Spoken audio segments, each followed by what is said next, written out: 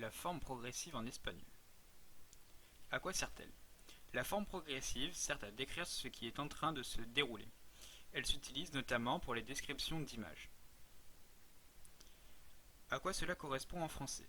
Elle correspond à la forme être en train de plus un verbe à l'infinitif. Par exemple, je suis en train de manger une glace. Comment se forme la forme progressive en espagnol? Elle se forme par la formule estar plus le verbe au gérondif. On conjugue le verbe estar au temps souhaité qui est généralement plus conjugué avec le présent de l'indicatif. Ensuite, on met le prochain verbe au gérondif, c'est-à-dire donc avec les verbes qui se terminent par AR, donc les verbes du premier groupe, on va ajouter la terminaison ando. Par exemple, jugar va nous donner jugando. Llegar va nous donner llegando. Pour les verbes du deuxième et troisième groupe, donc ceux se terminant par ER et IR, on va ajouter la terminaison yendo. Par exemple, pour le verbe volver, cela va nous donner volviendo. Pour le verbe imprimir, cela va nous donner imprimiendo.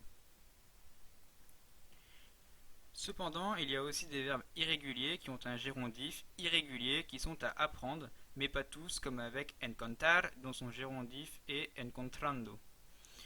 Exemple de quelques verbes irréguliers, donc pedir va nous donner pidiendo, preferir va nous donner preferiendo, ir va nous donner yendo, et morir va nous donner muriendo, avec une diphtongue, donc le O devient un U.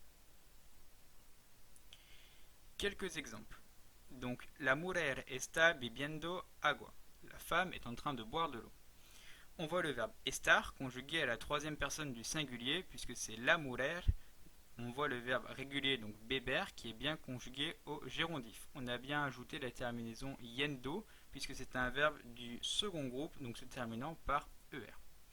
Un second exemple, donc nosotros estamos durmiendo en la casa de Pablo. Nous sommes en train de dormir dans la maison à Pablo.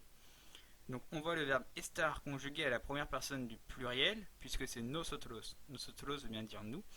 On voit le verbe irrégulier dormir, bien conjugué au gérondif durmiendo, donc le O du verbe à l'infinitif qui se change bien en U.